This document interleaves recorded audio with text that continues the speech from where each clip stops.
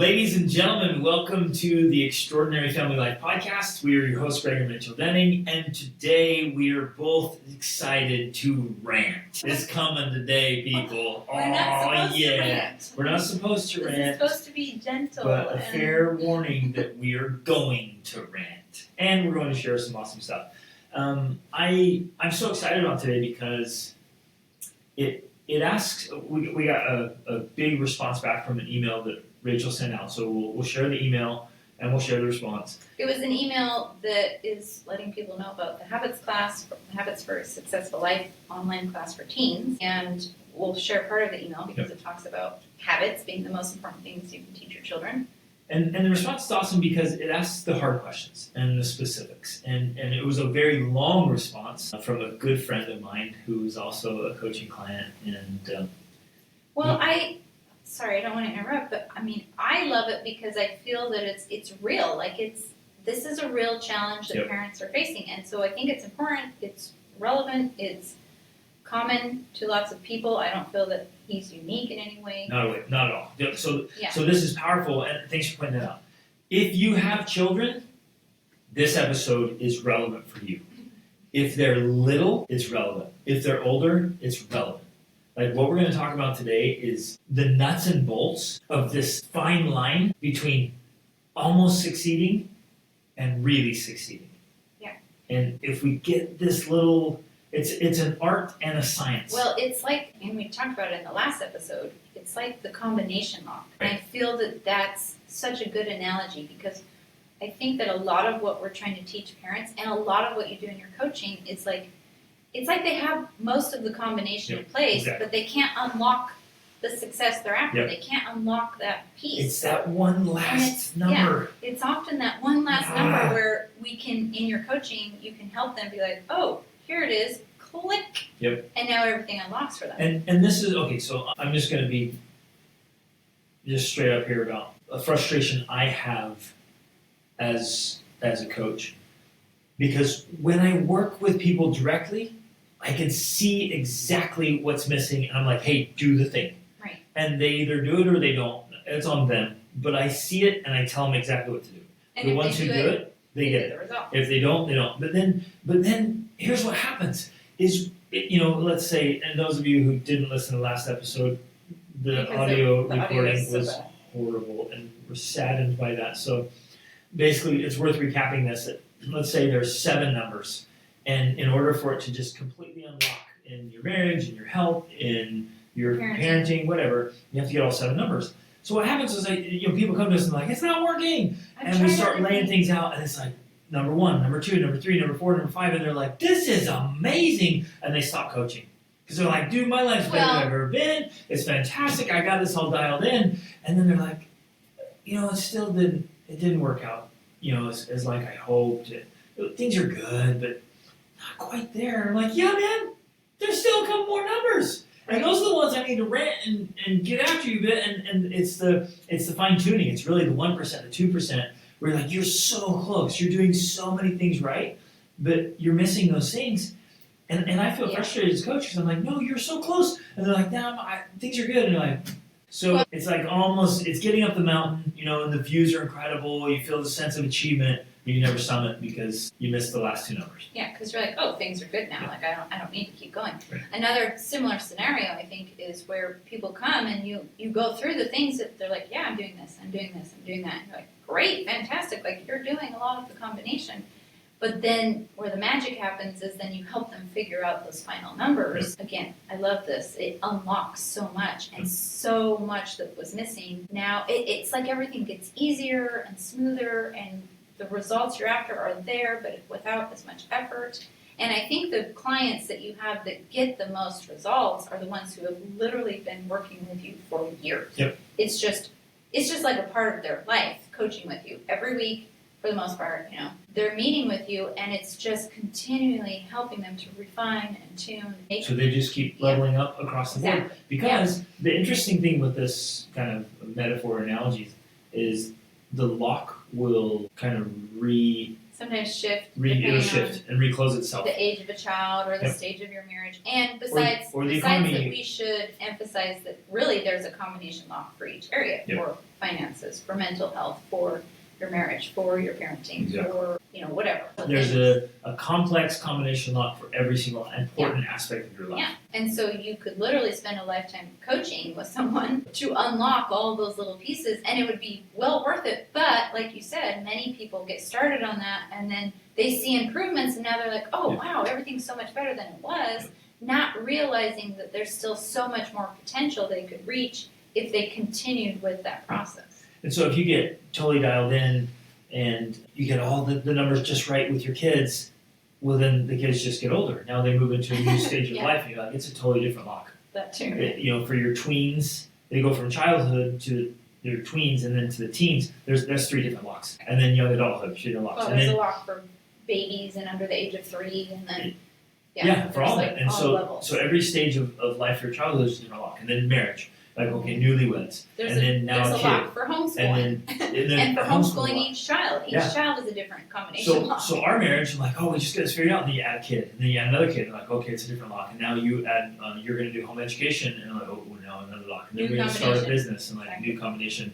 And now, more kids. So I'm like, okay, we have 7 children, and we're home educating, and we're traveling the world, And we're building businesses. and building. Okay, that's Lots of okay, locks. Wow, lots. And then a kid moves out, and then another kid moves out, Yeah, and the business and that changes, and then we move. You're like, oh, different lock. Same in fitness, right? Figure out my fitness in my 20s. I got this dialed in. I'm like, oh, it's different in my 30s. No, okay, I figured out my 30s. I'm like, yeah, I got it. And then all of a sudden, well, it's different in my 40s. Yeah. Like my body responds differently. And So I think the that lock changes. Even as you're saying this now can sound suddenly so overwhelming, like it's not even possible. How can we figure out all of these combinations? Oh, it's possible. But I guess that's the hope I want to give, that it is possible, because I think you can learn a strategy for discovering the combinations, and then it's easy. You're like, okay, I got to figure out a new combination, but I know how to do that. This I have the sounds- skills to do it. It sounds And like now the I most can. shameless plug, but it really comes down to like endless learning and coaching. It really does. It sounds like I'm sitting here saying, work with me forever. And I'm like, well, that works. And I'm not just saying this for my benefit. I'm saying it because a major part of my life mission is to help other people be genuinely happy and successful. I studied voraciously for over 25 years to figure out these combination locks for across the board. And I figured them out. And I'm still learning that crap. I'm still doing a book a week. And I'm still doing all the training. We're deep into this. I'm Right. constantly studying and researching. Leveling up. Endlessly. And so I'm passing that along. Very few people have this drive or the time or the effort or the resources to dig like I've dug. And so now, I get to give it to you, but Well, and it's that's so the ticket to it's keep so satisfying to see these families, especially the clients that you have worked with for years. It's so satisfying to see the ongoing changes that they have, where they just keep leveling up and figuring these things out. And I mean, yeah, you're right. That's the point of the podcast. That's the point of why we do the things we do, because we believe that family life is the most important and powerful force in the world. And the more families and more people who can figure out these combination locks, the better off the world is going to be. Absolutely. That's really what it comes down to. And so, again, that's why we're here. That's the point. And so we do want to go through this email that we received. We don't want to first of all, hammer it. read the email you sent. I think. Well, let me read a little part of that, and then I'll read the email I sent. And yeah, please know our intention is not to. It never is to hammer, to criticize, to make anyone feel bad. That's never our intention. I hope you guys know that. I know maybe it doesn't always feel like that. I know from personal experience that growing and changing can be very painful. I have had to swallow my pride. I have had to be kicked in the face, so to say, about how I'm not good enough and I'm not doing the things I could or should be doing to get the results that I want. And so that is an unfortunate part of the process, but it's a necessary part of the one. process. And Goethe, I think it was Goethe who said, careful not to follow too closely behind the truth. You're liable to get kicked in the teeth. Exactly, right. And I do that. I just have this honesty with my coaching clients, with the men in my And with formidable ourselves and family with each tribe. other. and with our kids and all of it. And it's that honesty and the love of truth. So one of our sayings in our family is veritas nunquam perit, which is truth never perishes. We love truth in this family, and we chase truth, and we embrace truth. And guess what? It is uncomfortable when you take a bite of truth, because you realize, oh, I have to align to truth. Not truth's gonna, change itself for me. It can become my truth. No, that's a bunch of crap, right? And so we chase truth, and so that's what I do with the people that I get to coach. Is I'm honest, and they'll often tell me like, "Oof, well, that hurts a little bit. Thank you for being honest. I don't like to hear that, but you're right."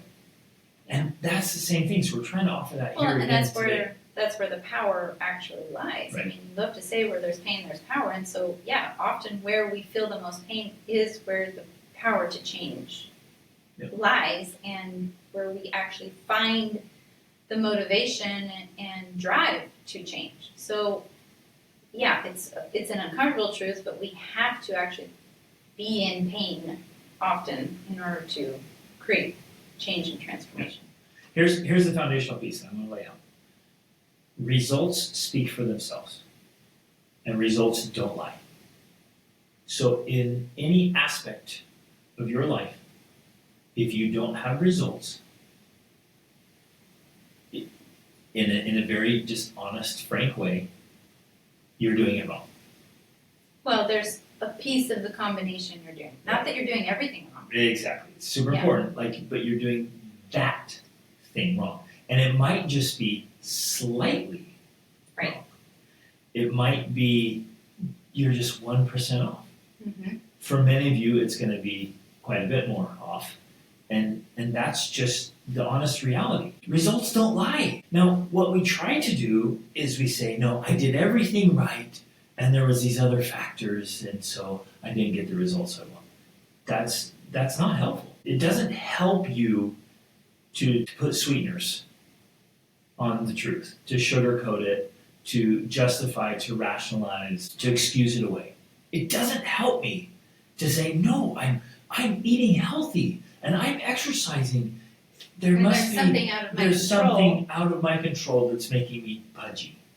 There's a reason I can't see my abs. It's not my fault because I'm doing everything right. That's bogus. Absolute crap bogus. And I have to own that and say, no, if I don't have the results I want, it's because I'm not doing it completely right. Right. Now, that doesn't mean that there aren't cases where you are a victim to something and that's contributing to the lack of outcomes you've had. I truly believe that most Americans nowadays are victims to a corrupt food system. Like, I know that sounds extreme, but I believe that. I've been studying it for 20 years. But the point being, when you begin to wake up and realize that you're a victim to that, then you change, and so now that power is you take that power back, and you can now opt out of that system. Like, I don't eat from that system because I know that is damaging to my health. And we're going to talk a lot about that today. Like, zero participation in the systems that don't work. Yeah. The other thing, though, I do want to mention, because I feel it's important, it's mentioned in this email, and I agree with it. It's true that Greg and I have created something very unique. Well, we'll get to that. But I still want to have to kind of say this. I don't know if it's a disclaimer or whatever. Like, we've created unique outcomes. We've created unique environments. We are going to talk about a bunch of things today that are related to the systems that we're involved in, that you and I have opted out of, but we still recognize that you will never create the exact family culture that we have. You will never create the exact family we have. I mean, that's just impossible because you and I are unique people and we have 7 children and we have, all these certain elements that make us unique. We get that. And all of you are also going to be unique. Which is wonderful, beautiful. It's a great thing. So we're not, I hope you don't think we're trying to say you should get the exact same outcomes, you should have the same dynamics, you should have the same family culture. No, it's going to be your own. But what we do want for you is that it actually works. Well, and it works by meaning you get the outcomes you want. Yeah. And make sure that you want the right things. We have to educate our desires. okay, that's true too, but like, I don't care what it is that you want and how seemingly impossible it may appear. I know from experience that there is a way to make it better than it currently is. Like, I'm not going to say, oh, you can make it perfect, whatever, but I'm saying you can always take steps to make whatever circumstance you have better than it is. That's my point. You all have something unique and different, and there's all these factors coming into your family life that you might say, well, maybe I'm an exception. It's not going to work for me. I don't buy that. Well, but the point I'm making is, yeah, maybe you'll never be just like XYZ, but you can make your life better than it is. And as you continue on that process of making it better, then you'll realize that, oh, I can also make it a little bit better. I can make this relationship with my child that it seems I could never have a great relationship. I can make it better. I can make this dynamic with my husband better. That's what's possible. That's what I'm trying to say. And I want to have, in conjunction with that, I want to invite everyone to have just a cold, hard, honest look. Is this working? And if it's not working, then you have to make the changes. What we do in self-sabotage is that we say, well, it's not working, but there's nothing I can do about that. It's our unique family. And so we're just unique in our dynamics, and we're doing all these other things, so it's just not going to work out. Bogus. If it's not working for you, it's because you're not doing the combination right. I think in many cases that people, at least from my observation, it's that many people are not willing to do what is required because it would be so much work, so much discomfort, so much confrontation. To them, it's not worth that effort in order to what feels like just trying, like maybe it's just like throwing darts in the dark, to get the outcome they want. And so that is one of the things I think that holds people back from doing the things and taking the risks that are required to get the results that you want. Because there is a risk involved, for sure. There's definitely sacrifice, there's definitely risk, there's definitely the uncomfortableness, change. It's required. So with that, though, I think you're right. We have to be willing to honestly admit and acknowledge, well, I don't have all the results I want because I'm not willing to I'm do not willing what's to actually do what it required. takes to get it. Yeah. And that's you have fair. to own that. That's fair. There's definitely things in my life where I'm just like, yeah, I'm really just not willing to do the work to get those results, and then I just have to own it. But rather than saying, well, making excuses, I just am like, no, I'm not willing to do that. For whatever reason, I just am not, it's not worth it to me. Okay, so anyways, so it begins with an intro paragraph that says, for the most part, I agree wholeheartedly with your email. Now I'm going to read part of the email, so there's context here.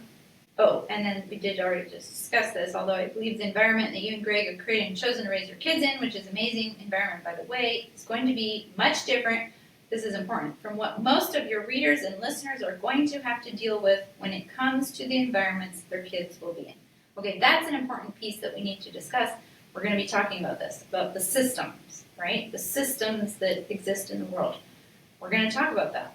So this is a perfect example of a statement that's mostly true. Yes. That our unique environment that we created is different than the unique environments of those of you who are listening. Mm-hmm. And so you're like, yeah, that's true. Okay, I'm okay with that. There's one word in there that's that 1%. It's like, nope, that's wrong. He says that they're going to have to be in. That's not true. You don't have to do anything. You don't have to participate in any of the crap out there. These broken systems and this broken society and broken economy, you do not have to participate in any of it. That sounds crazy. It is crazy. It sounds like lunacy. And how is that possible? Because, as he's going to explain more in the email, which is true, if they want to participate in the system, then they have to play by the system's rules. If they want to be a doctor or a lawyer, they've got to go to college and get the degree, and then they have to get the good grades in order to do that. And if they want to participate in sports or this or that. They have to play by the rules. And I wrote about this and posted recently, just because it's come up with multiple coaching clients, and I see it all the time, and it honestly breaks my heart. Why in the world are we forcing our children to conform to a system that is utterly broken? I can't wrap my head around it. I do not understand. Just look around. Like, there isn't anyone who could convince me that the current social and school and health system in the United States is functioning. There's no way. It's impossible. I don't know that anyone could argue that it's effective.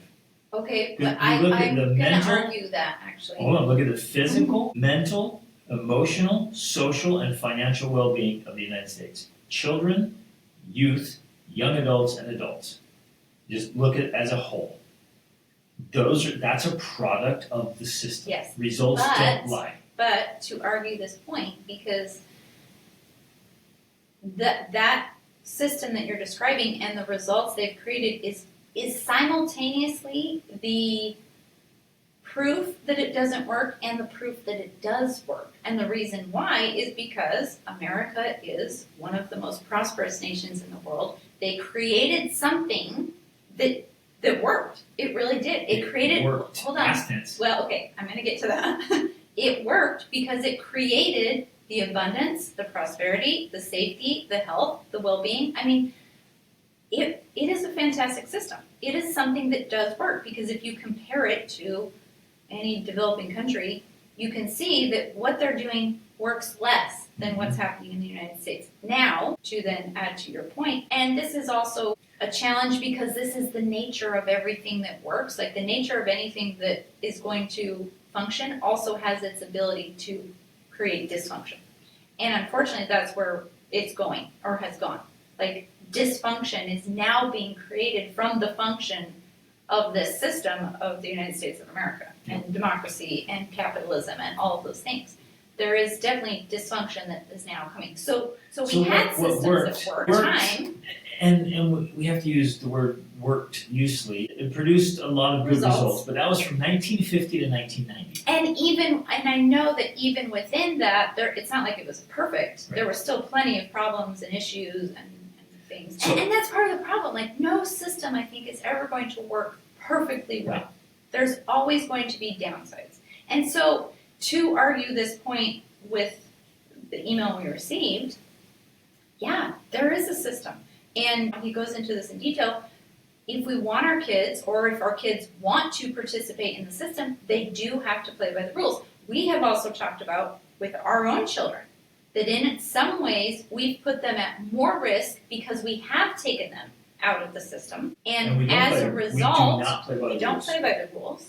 As a result, they don't have that safety net that the system provides, because the system really does provide a safety net. It's designed for the weakest. Right. It's designed to create mediocrity because at least with that, you're not going to be an utter failure. Yeah. You're not going to be homeless in the streets, hopefully, if you follow the system. If you go to homelessness now. Well, that's part of the dysfunction. But if you followed the formula, if you got good grades and you graduated from high school and then you went to college and you got a degree, and if you did all those things, that provided a safety net for you to at least survive in the world. Yep. I feel that has already changed, and it doesn't. Like, there's a big thing about student debt, and that people are going to college and paying absurd amounts of debt, and then get jobs that aren't even close to being able to pay that back. Right. So the system is broken already, but does it still provide a safety net? Of sorts, it does. That could be argued, but on this podcast and to our audience, we're not talking about safety nets. We're way above safety nets. We're here to try to produce an extraordinary family life. We're not at the bottom saying, what can we do as a bare minimum? We're not Dave Ramsey here. Just like the bare minimum, let's protect everybody from utter failure. Yes. Like, no, we're going to rise so far above that. Like, you'd have to drop off the planet from where we're talking about in order to fail utterly. So we're above the safety net. We're above mediocrity. We're striving for excellence, for greatness. And when you strive for greatness and excellence, okay, let me go back to physical, because we all understand this. if I'm in phenomenal shape, can I pass the bare minimum military fitness test? Easy. I could do that as my warm-up for my regular workouts because I'm in such great shape. Can I pass some academic test when I'm chasing academic greatness? Easy. Yeah, and he uses the example in here, which I agree with. If you are setting those standards and you're pursuing them, and then you want to get into Harvard or whatever, okay, it's going to be easy for you to get into that because you're already beyond that. Now we're going to get into his concerns about this. I think we better read your email and then his response because we're still we dove into the topic without leaving. We did. So let's back up. It says he agrees with the email. Your email. Right. So I'm going to read from my email, which essentially it was an email that is talking about our habits for a successful class for teens. It's online. And I was using a real life example that had happened to you when you were coaching.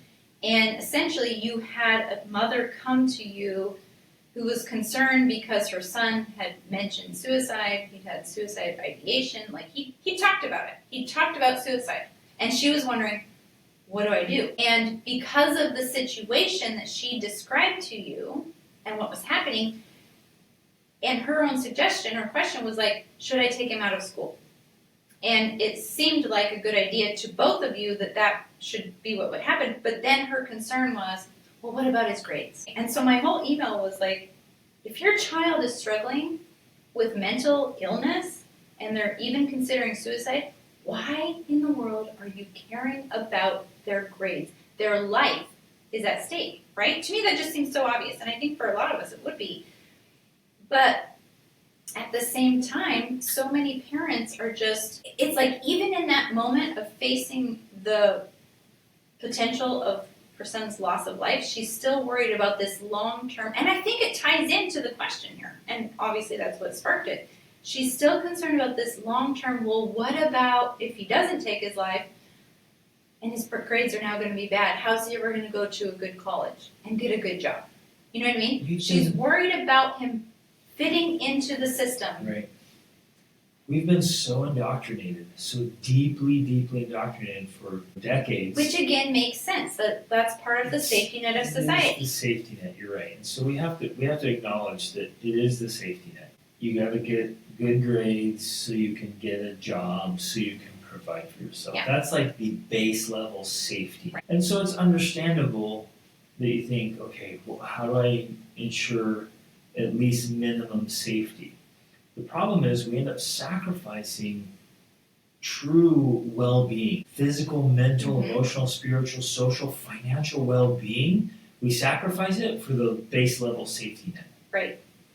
And that's where things get so twisted and distorted and out of proportion. Because I think this is the irony. And in a lot of what his email he's talking about, we'll go over it, but he's well, we want them to achieve these high levels. We want them to succeed. We want them to do X, Y, Z. But I feel that for myself and for most parents, starting out, the problem is we're actually going about it the wrong way. Yep. We're doing it backwards. And so in a way, that's what you and I did. We flipped it around. We switched everything around. We put all of our focus on mental, emotional, social, spiritual well-being for our children. And as a result, we were able to create or help them have the foundation so that they can create the success they do want in their life because they have that foundation. Now, the problem with this approach that many parents have is that you're putting the cart before the horse. You want to worry about how their grades and their academics and the college they're going to go to, thinking that somehow that will create the foundation they need because you're focusing on that. It doesn't work that way. And in fact, you're getting the results you don't want because you're doing it backwards. Exactly. Flip it around, and the other stuff follows naturally. They'll naturally be able to succeed. They'll naturally be able to overcome failure. They'll naturally be able to get into college if they want, become a doctor if they want, because they have that foundation, the mental health, mental, emotional, spiritual stability that gives them the confidence and the self-esteem, which is the word he was using, to be able to achieve and do those things. Absolutely. The one follows after the other. Yeah, let me restate that again so it's if we can between the two of us, articulate this well enough. The foundation of being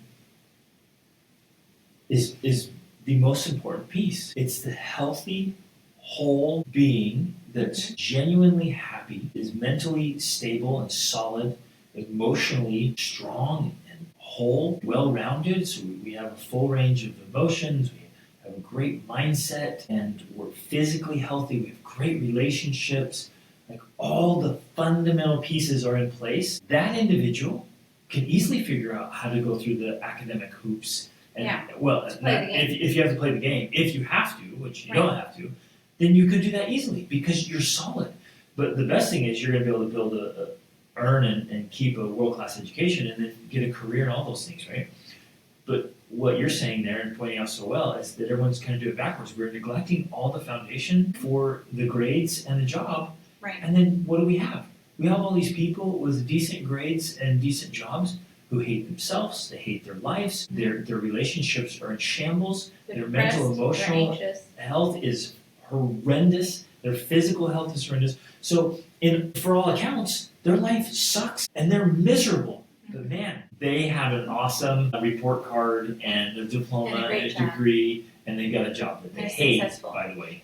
But yeah, they're winning. And it's like, no, the majority of your life absolutely sucks so that you can do some job. We're not here to have a job. Yeah, and so this is so interesting to me because we had a discussion about this just a couple nights ago. We were doing coaching for our 28-day challenge for moms, and the conversation came up of our vision, our life vision and goals, include our chateau in France and all these different things. And the question kind of was from this dad was like, well, what's the point? Like, how do you know if you've actually succeeded with this vision? And as we talked about it in that coaching session, and as you and I talked about it later, especially because that very night we drove our son to the bus station, we put him on a bus to Lisbon, and then he took a plane to the United States. Our 19-year-old son, our third child that's moved out, right? We were having this conversation. It's like, how do you quantify the success that matters to us, right? And it's not. So in context, so our third son just launched, and our fourth, who's our daughter, she's leaving in 3 weeks. Yeah. So our 4 oldest will be gone. And so this is very real for us. Right. How do you quantify success? Are they ready to be successful adults? Yeah, because in the system, in the normal societal system of the game you're playing, it would be, oh wow, successful because my son is going off to Harvard. That's success. Or my daughter is going to start a career as a businesswoman or something. You know what I'm saying? Like, it would be prestige and title and degree and all of these things. Like, that's the success and how it's measured. They just graduated with honors, blah, blah, blah. All those things. And so then, you look at us and you're like, well, how are you measuring success? And that's a great question. But to me, as we talked through it, I thought... Because our 4 oldest, not a single one of them has a high school diploma. Right. And I mean, only because on paper, they are certifiably unemployable. Right. Which I want is our them goal. to be. This is the goal. I don't want my kids to be employable. I do not want them to have diplomas or degrees. And I know, me saying this, it sounds crazy. Not that, if they need it, great, they can get it. Like, I can make them a high school diploma because that's something you can do as a homeschooler, right? There's a whole thing for it. But my point is... And they've done the work, is the point.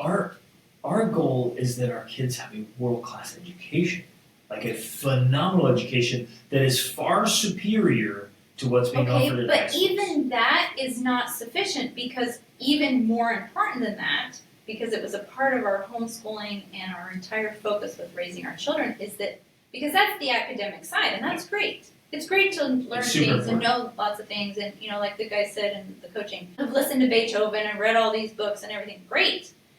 That's not the main point, because besides that, more important than that, was that we also focused on their mental, emotional, and social well-being. We focused on developing their skills and capabilities as human beings, so that they are competent, they're confident, they know how to solve problems, they know how to take care of themselves, they know how, so here's our 19-year-old son, and it was interesting too, because the same day I had a conversation with a woman who has a 19-year-old son, I think, and he was going to be taking the bus, and she was like, he cannot take the bus at night because he's clueless, he doesn't pay attention, he would get in trouble, he would get lost, all of these things. And at the same moment, I'm thinking, that's not true with our son. Our son is 19. He bought his own ticket with his own money.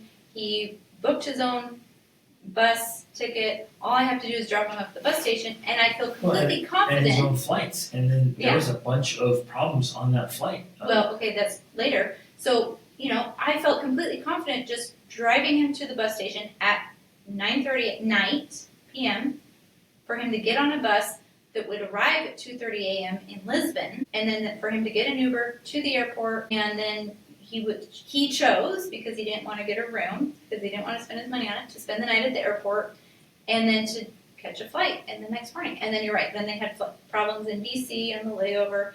All of it he handled on his own, didn't have to call us, didn't have to we didn't have to check in with him. We just knew he would be fine, because he has the capabilities and confidence and competence to be able to handle something like that.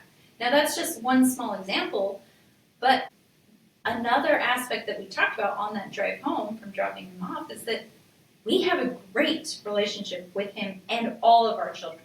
Even our two oldest that are already moved out, all of our children at home, our oldest who is adopted, which I do think is a big deal because many people with adopted children actually have poor relationships with their adopted children. We have a fantastic relationship with our oldest daughter who's adopted. All of them are competent, capable, they can solve problems, they earn their own money, and they adore and respect us. And they're healthy in mentally, all the ways. Emotionally, all of it. So holistically healthy, genuinely happy, have great relationships. Those are the things that matter the most. Right. So that's how we are quantifying success.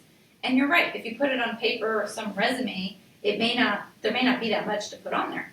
Which I think resumes are a bunch of garbage anyways, for the most part. Right, but I'm saying interesting, compared to the normal system. Right. Well, I must point this out because people think, well, I'm not going to sacrifice my kids' income, earning abilities for them to be, right? Right, people think that. So what if my kid's fit and happy, but he can't have a job? Right. And our point is, get the foundation right, and the job's easy, and we have the proof. We have the results to back it up. Our kids, for being certifiably unemployable, they're actually sought after. All of them are sought after all the time. Yeah. People are coming to asking them and saying, please come do some work for me. Come work for me and we'll pay you well. And so they're all earning well and being sought, they have all kinds of work. And people will come and be like, oh my gosh, they'll tell us, or they'll say, we love having you come because you show up, you do great work, all these attributes and qualities you have, you can always work here, always. You can come anytime and there's going to be work for you. So, I think that point of why I'm trying to mention this is that, again, going back to the idea of flipping things the other way, turning them around, we have to focus on what I feel are the foundational, true elements of happiness, of success, as we really want to define it, not just worldly success or success in the world, these systems that we buy into, but the real success of people that are happy, they're whole, and I don't want to discount this as though it's rainbows and unicorns and there's no problems and all that. No, that's not true. We're always going to face problems, but the way we face them is important. And if we have the confidence and ability to be able to solve them and move through them, that's the key piece. I do want to point out, though, and this is significant, there are far, far fewer problems. In many ways, our life, compared to others, does look like rainbows and unicorns. Right, it can look like that. It's often just amazing. Yeah, and people from the outside think, what's this? You have such a charmed life, and you guys hardly ever get sick, and all these amazing things you get to do. You guys are so lucky and make money, a lot of money, from doing work you love, and all of those things. You travel around the world, you guys are so. But it's we've built every single bit of this from scratch. Yeah. And so that's what we're sharing. There's a formula for this that works. So, and I'm trying to drive this point home, and I'm not quite sure how to emphasize it correctly, but what I'm trying to say is we have to switch it around. Yeah. When we put our focus on these things that actually matter, then we lay the foundation stones for our children to build a life of their dreams on top of it. But as long as we focus on that dream life as the outcome, we can't lay the foundation. Because we're trying to put the roof on and we don't have any floor. We don't have the foundation in place. So we can't do it. And I feel like that's part of what this email is saying, is that how do I help my children? And we need to get back to it. How do I help my children succeed in this world and play by the system's rules and meet their expectations? And we're saying you don't. Because when you make that your focus, you're missing the foundational piece. But when you focus on the foundation, you now give them ground to stand on to be able to do that on their own. You don't have to do it for them. Let me say it in a different way then. You can't win a game that is rigged against you.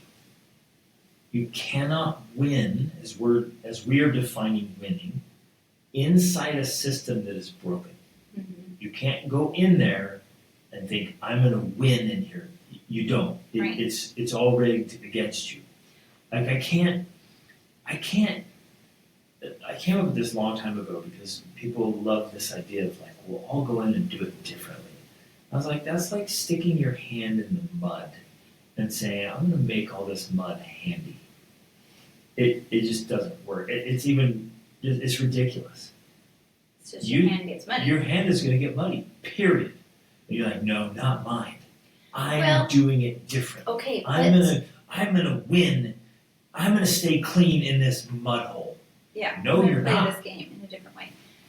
Although I do want to bring up this other argument because I feel like if you switch everything around, you do it backwards, you put the foundation in place, you focus on mental, emotional, spiritual, social health and well-being, and you build that, then you do actually lay the foundation for creating a life where you can go and play the game and appear to be succeeding at it because you've learned how to play the game. Another way of explaining this, I think, would be the perfect example you love to share of Bishop Moriel from Les Miserables, where and you know it because you've read it and I've only seen the movie, but he talks about how he became a person of such light that it was only him with all of that light that was capable of reaching into the darkness to save Jean Valjean, right? I think is an example of ultimately what we're talking about. Not that any of our children are there or that we're there or whatever,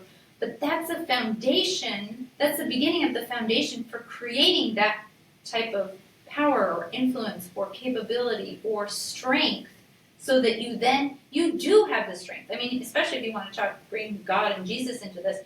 Yeah, Jesus would have the power to make that mud handy. I don't know what that actually looks like, but you know what I mean? He could clear the mud because he's a being of such light and capability that that's possible. But it doesn't happen the other way around.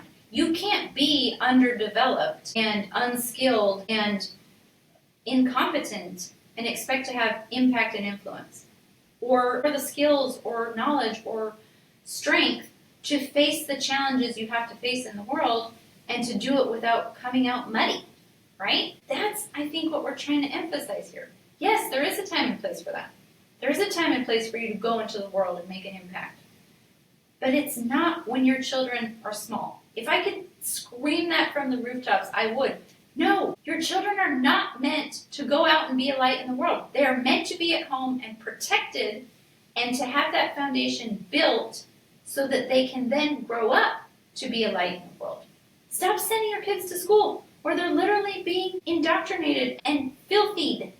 If I could turn that into some sort of verb, stop doing that. It doesn't work that way. You have to build the foundation first. And when you have it, then they will have the power to go on to do the things you're hoping and dreaming they will do. That was my little bit of a rant. Love it. Okay, well, I didn't finish my email. And I definitely didn't finish his. I'm going to summarize a little bit more of it because one of the titles in here, in my email, is what we're doing as parents is not working. And I would add, not just as parents, but the whole system. As a society, what we're doing, maybe it has worked in the past. It has provided that safety net. It's done those things. But for what we're all longing and dreaming for now, it's not working. And we know it because people are sending us emails like this, and we hear it all the time, every week. We want different results, and that's not like by accident. That's because within us, we have that upward reach that is calling us to something greater and something higher.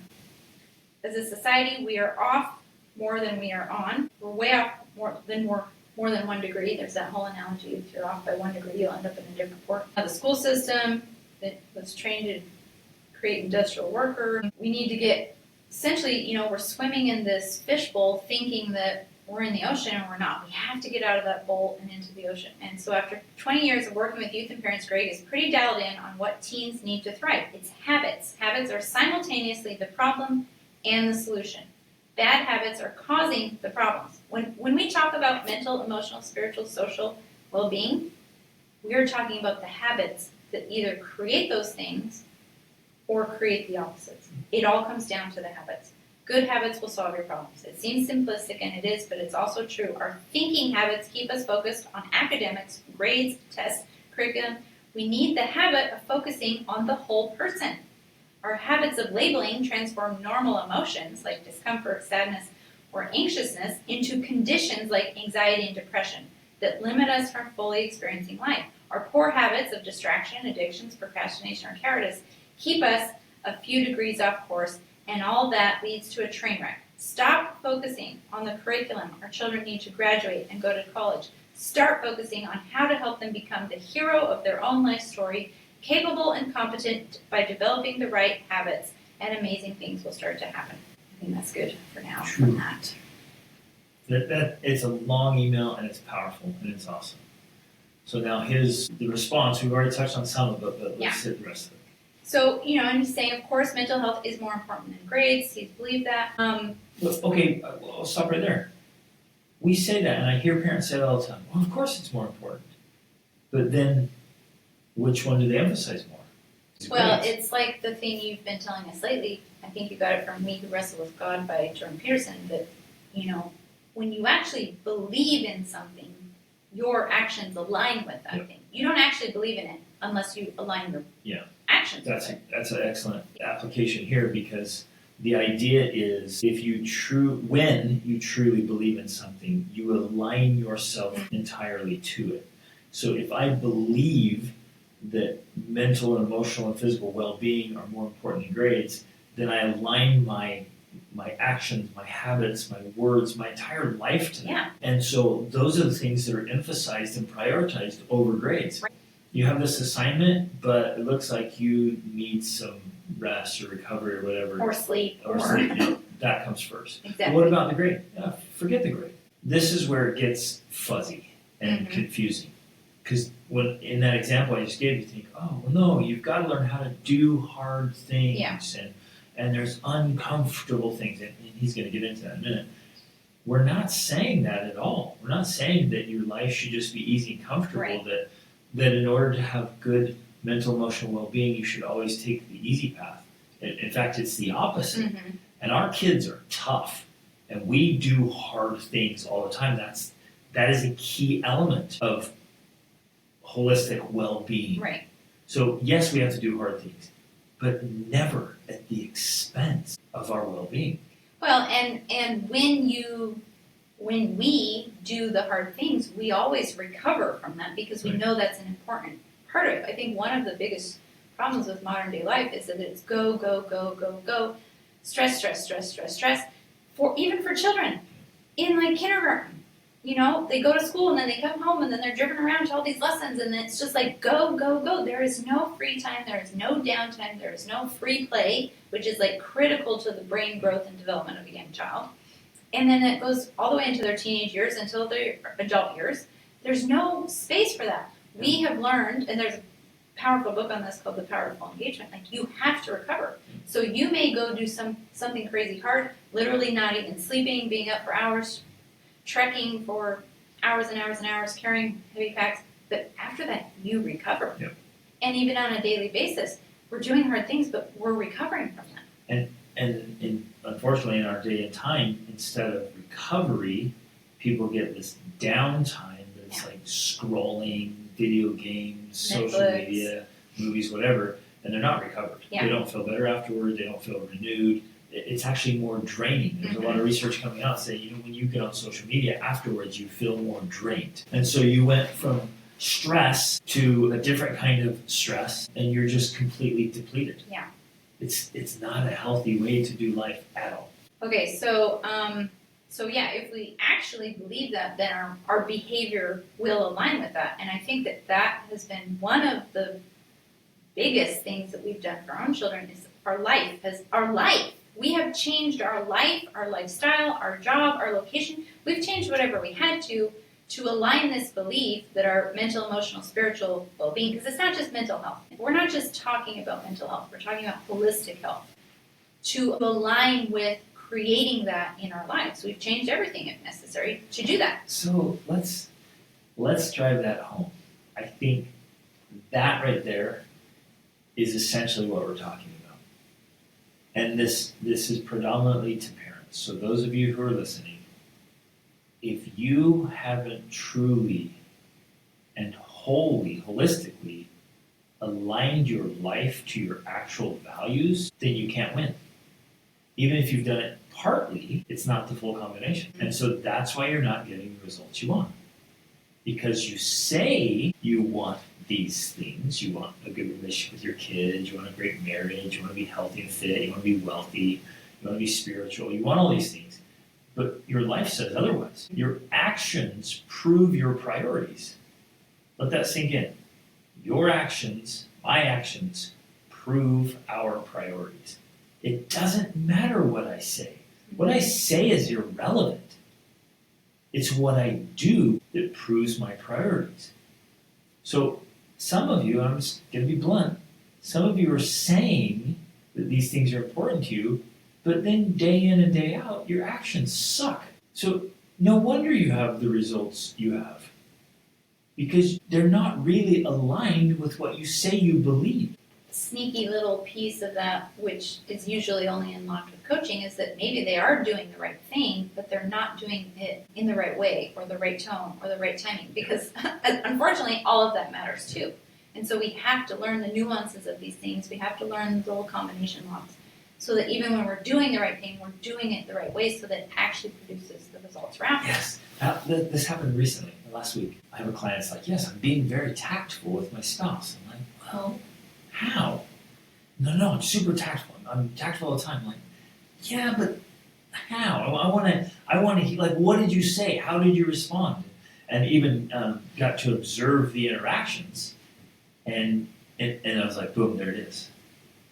Like, yes, that's a form of tact, but it's actually not working. It has to be a different kind of tact and a different timing. And that's where coaching is so powerful, because if we're convinced, and I hear this all the time with health and fitness, I have people come to me like, I eat so clean. I'm like, oh, really? Okay, tell me exactly what you eat and in what amount. And I'm like, whoa, okay. Right out of the gates, there's 5 things on there that you should not But we've eat. had people tell us that they eat so healthy and everything, and but then we see that they're drinking these protein shakes, which are not healthy. It's garbage. They're taking these electrolytes. They're doing all these different things that I'm like, no, that's not clean eating. Like you're missing the whole point. So you think you're doing all the right things, and yet you're telling us you don't have the results you want. Portions, I'm still 20 pounds overweight. I'm like, tell me exactly what you're eating, what amounts, and I'll tell you exactly why you're overweight. Or they tell me, I work out all the time. I do great workouts. I'm like, hey, video yourself working out. And then I see the video, I'm like, I wouldn't even call that a workout. Are you kidding me? Like, that's not even a warm-up. No wonder you're not getting the results you want. You're not working out. Mm-hmm. You're going to the gym and just moving your body, like playing around with the machines, I guess. That's my point. Which produces a result, but again, if it's not lining up with the result you want, then you have to be saying, oh, well, I'm not doing the right thing then. Which, okay, I have to change my behavior. that's a perfect application for what we're talking about here. Is like, if your goal is to be able to, grab the 20-pound dumbbells and press them 10 times, if that's your goal, great, you've achieved it. Yeah. But what you're telling me, your goal is that you want to be lean and strong. That you want to have muscle mass and defined muscles so you look good, you feel good, and you have strength. That's what you're telling me you want. But what you're doing is throwing around these 20-pound dumbbells. Well, sorry, that doesn't work. You need to pick up 40s and grind. Then you'll get what you say you want. Right. And again, the physical analogy is just a great metaphor for what we're talking about in life, because these principles are true in your parenting, in your marriage. Okay, so, marriage example is like, well, I want to have emotional intimacy. And just like, oh, it's terrible. This is long, so I want to try and pull out some of the most important points. The difficult part of the argument is that we found in the world in which they will go on to compete in still values the system and judges everyone by it. We know that the system is trash, but unfortunately the world still uses it as a gauge and oftentimes a gatekeeper. So a large question becomes, how do we push our kids to excel in a world where they will never stop competing for success while also keeping their self-esteem in a happy place? If our children's goals for their life still center around a system that values grades and uses them as a requirement for entrance into their programs, then we are going to have to teach our kids to excel at what they need to accomplish their goals while also managing the mental health piece that comes with that. Okay, I totally get this. I mean, I get it that many of you listening have your kids in school, you have them in programs, and you might be thinking, you guys are crazy if you think we're just supposed to take them all out of it and go live in the woods and start a hippie commune. You know, like, what's wrong with you guys? I get it. It's a challenge. And I'm going to admit that when your children are participating in those systems, it is going to be more challenging for you than it was for us. It will be. Which means you actually have to become more competent and more capable than we are in some cases. Well, that's partly why. I mean, this sort of system is like 2 steps forward and 1 step back. You know, you're not going to be able to make the progress we could make because we didn't have to counteract the effects of the system. Right. Meaning, so if you're sending your kids to school and you're trying to participate in all the societal systems, you're actually doing yourself and your kids a disservice. And so it's going to be much more difficult to get the results and you want. And if you want to be a part of that and they want to be a part of that, great, but just know that's what you're up against. You have to be aware of that. Let's throw out some options here. Like, option number 1 is don't participate. You don't have to participate. I'm just throwing it as an option. Okay, but say you have teenagers already, they want to participate, you know. Well, only because they're addicted to... And they don't know any different. And it's not even proper or normal or healthy social interaction. Middle school and high school is nowhere near the norm for anything. We think that's socializing. That's the only place where that weird, toxic social sludge exists. A group of all same-age peers. Yeah. Everywhere else in the world and in life, that doesn't exist. It's the only place on the planet that I know of where that exists. And it's toxic. And it's so unhealthy, and we think, no, they go there to be socialized, that's how they learn to be social. It's like, no, that's the weirdest thing ever.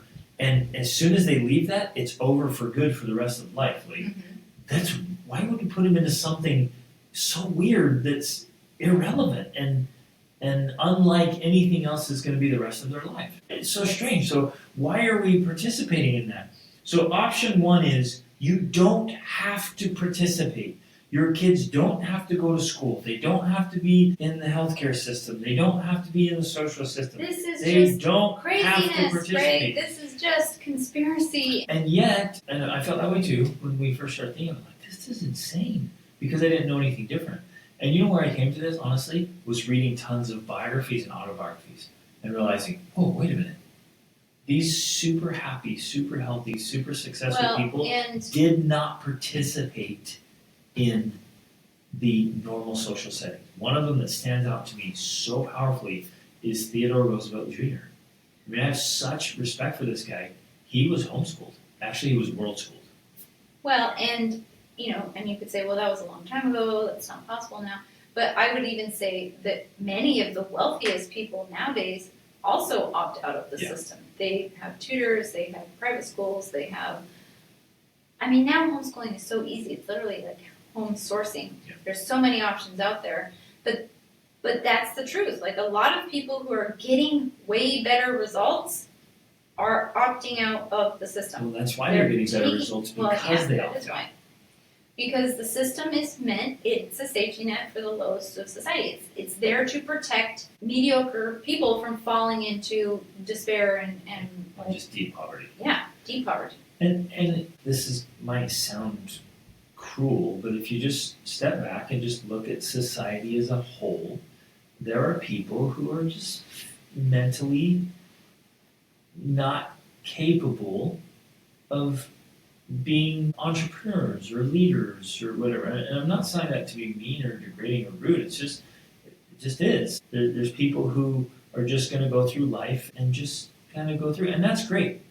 Fantastic. There's nothing wrong with that. And it's I don't necessary, expect, it's needed, it's important. Right. The school system is necessary Yes. for that. We're not 100%. saying I wouldn't get load rid up. of it, because a lot of people would just fall into, they would Right. be living in the gutters and dying quickly. Right.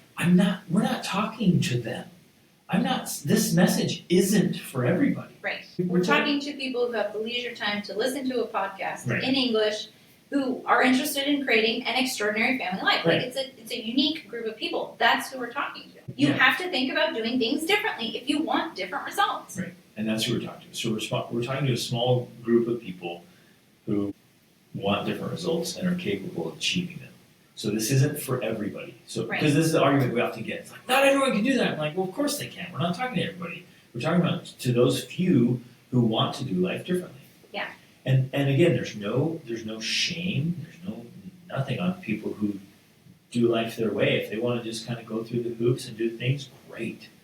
We're speaking to people who are capable of more and saying, don't you dare settle for less. Well, and I guess kind of what we're saying too is, how can you expect to try to get different results by doing the same thing that everyone's doing? Yeah. Like that goes against the whole definition. Yeah. If you want different results, you actually have to do things differently. Completely illogical. So part of the argument here is like, well, a lot of your listeners are going to have to deal with the systems and the school and all of that. I'm like, okay, part of our job is to call you out on that and say why. Yeah. If you want something different, Why you're do just you do making something? it that much harder for you to achieve it if you keep participating in the system. I mean, I feel in some ways like raising this banner and saying, hey, people, if you want something different, you have to do different things. We have to opt out of the systems. Yeah. We have to be willing to walk away from them.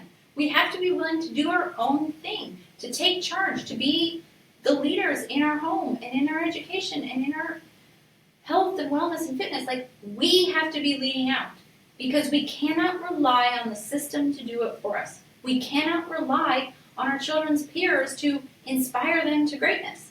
Like, this is our job. This is our role, but it's going to require the sacrifice of us stepping away from the known path. Yes, man, mic drop right there, babe. Yes, and I'll add to that. That means it's on us as parents to lead from the front by example. And in every way that we fail to lead, we lose a little bit of influence and power. So Well- if I'm unhealthy, I lose a notch of influence with my kids in every Subconsciously. aspect because they look at me and he's not even that healthy. And I lose some power. If I'm not well read, then I lose a degree of power. If I'm not, if I don't keep control of my own emotions, I lose a degree of power. If I'm mentally weak and fixed mindsets and I'm not good mentally, I lose a degree of power. If I'm not spiritually well, I lose a degree of power. If our marriage isn't awesome, if my relationships aren't, and so by degree, I either am gaining power or losing power of Power and influence. Yeah. Yeah, with my Your kids. children. And the other key aspect to this is that if you choose to remain a part of the system, you have to realize that even if you do all of that and you're great at leading out, you are still fighting the system. You are still fighting the influence of your peers, the opinions of others, the expectations of the government and the school and the doctor and all of these things. Like, you're fighting that. So you may take 2, 3, 10 steps forward, but that influence is going to be dragging you down. It's going to be slowing you down. It's going to be slowing your progress and their progress. It's just inevitable. And it's simple. And so you it's have simple to- math. Yeah, you have to be aware of that, and you have to be willing to either put up with that and recognize, okay, I may not get the results that I'm after because I'm allowing this influence in my life, or I'm going to have to cut it out. Well, to me, I'm like, okay, if I send my kids to school, they're 8 hours, and they participate in extracurricular activities, that's another 2 hours, and they're on social media, that's another 2 to 3 hours. And so we're looking at 10, 12, 14 hours of a waking day that they're being influenced by crap. And then I maybe have an hour or two, and during that time, I'm on my phone, and we're having dinner, or you're having errands. to talk to them about how they need to be pursuing goals and achieving and succeeding, and so then they're like, whatever. This is lame. This is weird. I'm not going to listen. And so I have to acknowledge, if I have a good 20 solid minutes a day, and the rest of the time is hours and hours and hours of a bunch of garbage, right. I'm not the going math to is not mathing. Yeah, the math's not mathing. So I And have to go like, okay, the things I say I want, I actually don't really want, because I'd have to do things differently. Right. I would have to literally change my life, Yeah. change my whole lifestyle. And I think if nothing else, if people want to know the secret to our success and being able to create great relationships with our children and have such a huge influence in their lives, is that we've spent way more time with them. We have spent hours and hours and hours, like all the hours added up that they would have gone to school, they were with us. They were traveling the world. They were being mentored by us. They were being given feedback and correction and guidance and inspiration. Like, that math just works. Yeah. Like, if nothing else, do the math. If you wonder why you don't have more influence with your kids, you may just not be spending enough time with them. Yeah. That's it right there. That's the missing piece. And so then you wonder, how can I inspire them to want to be great and pursue greatness and have great self-esteem and all this? You have to spend more time. And you have to be inspiring. Like I said, all the degrees, you have to be doing all the things and spending time with them in order to make this work. Right. And you might be like, well, my kids are kind of annoying. I don't like spending that much time with them. That's on you. If your kids are annoying, if you don't like spending time with your kids, that's on you. Right. And you better help guide them to be likable. To be less annoying. Yeah. Okay, even if they see us, this is back to his email. Even if they see us leveling up and living a great life, the quest for popularity and love from their peers is very, very powerful. Yes, because, like we just said with the math, they are spending more time with their peers than they are with you. That's just the natural math. And their whole reality gets distorted by being in that really weird, toxic It's the blind leading the blind. In fact, there's a fantastic book I fully recommend all parents should read. It's called Hold On to Your Kids, and it talks about that very thing. Like, you can't expect your kids to spend lots of time with their peers and then that they're going to listen to you instead. It doesn't work like that. Okay. Plus, I know I keep saying this, and I'm going to keep saying it and try to emphasize it in different ways. If you don't live the message, you suck as the messenger. Your kids will not listen to you. And in fact, here's the key ingredient, ladies and gentlemen. Listen to this. If your kids are constantly fighting back against what you say, then that's an indicator that you're not really living what you're trying to preach. Except I think I would argue that point a little, because in a case like that, say you are living the message, say you're doing all the things, and you spend some of your very limited time with your children trying to teach or preach or lecture or mentor or whatever, which mostly from their point of view, they're going to view it as lecturing. This is lecturing, yeah. In that case, it may just be a matter of time. It's just the math. You're not spending enough time with them in their life to be able to have that influence. The benefit we have is that we spend time, let's say, lecturing, teaching, correcting. But compared to the amount of time overall we spend with our children, that's a very small amount. And so we have that emotional capital to be able to do that because we've been investing from the moment they woke up until the moment they went to bed, literally, in building a relationship with them. Hugging, we're kissing, we're talking, we're touching, we are answering questions, we're laughing, we're eating together. We have so much time with them. We're serving together. Yeah. We're living all life. day We're long. traveling together. We're traveling. And so when we correct, when we try to quote-unquote push, when we try to influence, expect, require, we have the ability to do that because we have done the math of investing time in them. We've done it. It's there. That's one of the hugest side benefits of doing life differently, of opting out of these systems, is that You have time with your family, you have time with your spouse, you have time with your children, that you can just be able to do all the things that make great relationships because you have the time to do it. Well, and this is interesting in the context of like parents who they go to support their kids in their recitals and their concerts and their sports and games and performances, and the parents are there hours and hours, but they're not together. They're not interacting with the child. No. In fact, the child is interacting with their peers, and so Yeah. they're bonding with their peers while you're Well, there you're supporting them. them. It's not really. But it's It doesn't just count. two separate lives. Yeah. You're sitting over in the stands on your phone and then watching occasionally, and they're out with their peers, and like you're not spending time together. So it looks like you're supporting your kid, Right. but you're not. It looks like you're building a relationship, but you're not. In the same building or Yeah. on the same field, like Right. that's not building the relationship. Okay, of course, I wouldn't want to harm their self-esteem by pushing grades or anything else, but the world will expect results and won't care about their self-esteem. Yes, but you're combining two different ideas there. The world does expect results. In fact, the marketplace pays for results, and that's true and accurate and has nothing to do with self-esteem. That's the kingdom, the laws of the marketplace. They expect results, and you get paid for results. You get paid for the value you bring. Great. That has nothing to do with self-esteem.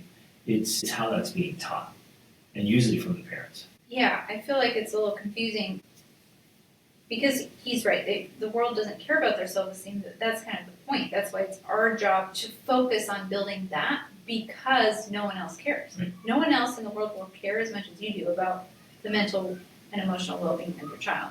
And you're building confidence through competence and love. Yeah, and I think that, again, I want to come back to this very important point. If we flip it around and we do it backwards, instead of us, because otherwise we're promoting the same narrative that they're already hearing. Like, you have to succeed, you have to produce the results, you have to get the grades.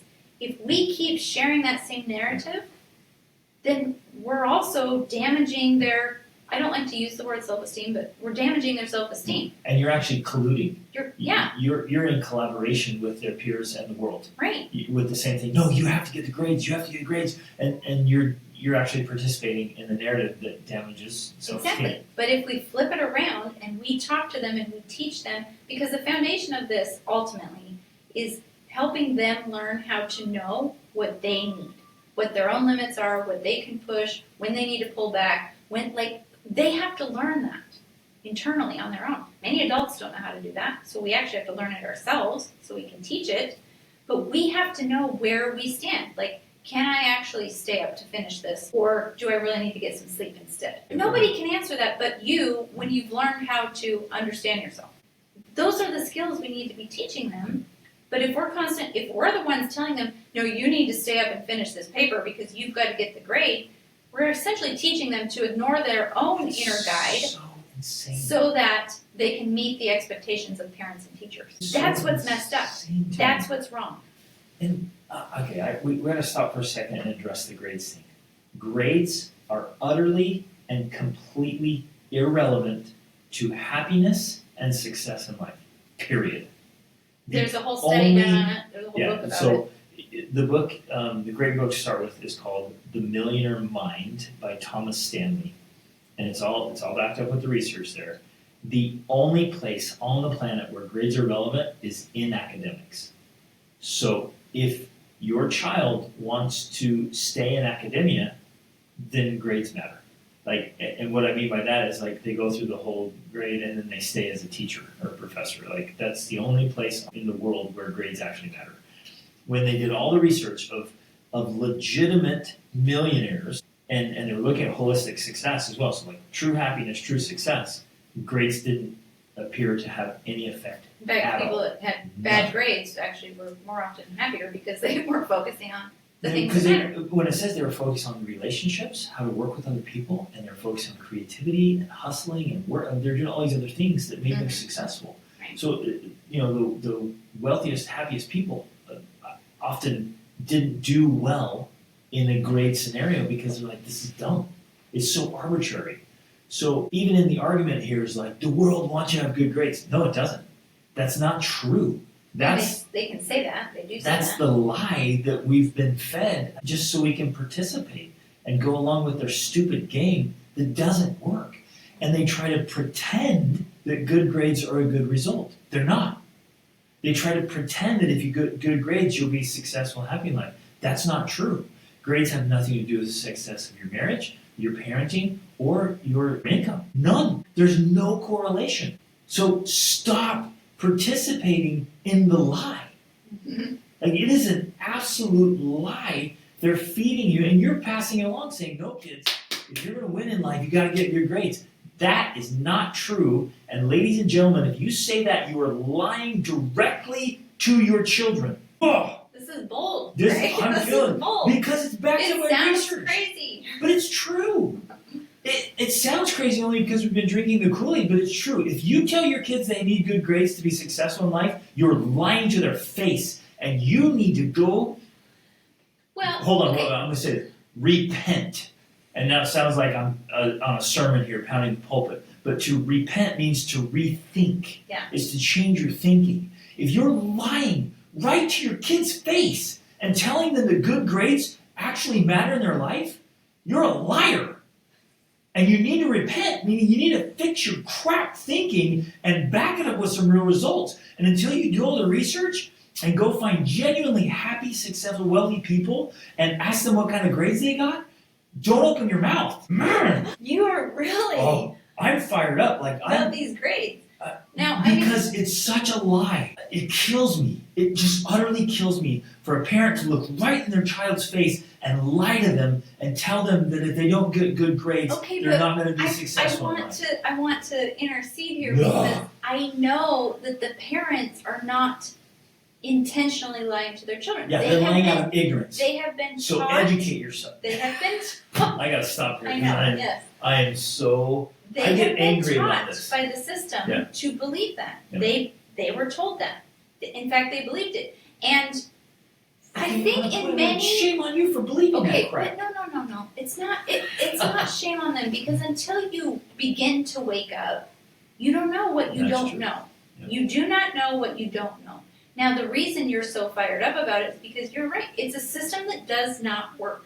Now, it's a system that we have because I don't think people know what other system to have, and that makes sense. Like, what other qualifications do we provide? You know, like how else do you prove what you've done? And maybe at some point in time it worked. It may have. You know, I don't know. But to say that they're lying, they're not lying intentionally. They're lying because we're all a part of the matrix. We're all a part of the lie. So it's lying out of ignorance, Right. and we have to own our own ignorance. We do. If you and I are ignorant of something, But- it's like that's my own fault. But also, some people, it has worked for them. That's the other problem. It has worked for them. They followed the formula. They got the good grades. They got the good career. Now, because we have a unique insight into the lives of people, we often know that while on the outside they look successful and happy and everything's great, we also know that behind the scenes they followed all the rules and they are making good money and they're successful, but They're they really hate struggling. their job. They're unhappy. They're miserable. Like, they're not, success and happiness and contentment we're talking about, they don't have that. Because they followed the formula. And yeah, it worked for them. And so they're telling their kids to follow that formula because it worked for them. But when you step back and you think, well, what do you really want? You want someone who is on fire, who is alive with passion and excitement and passion for living.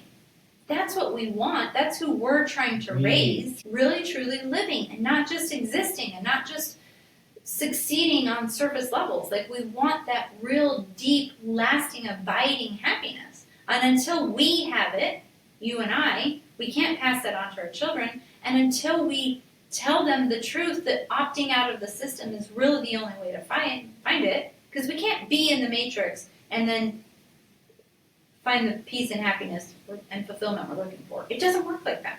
We have to swallow one of the pills. I don't even know the movie that well to know what the pill is.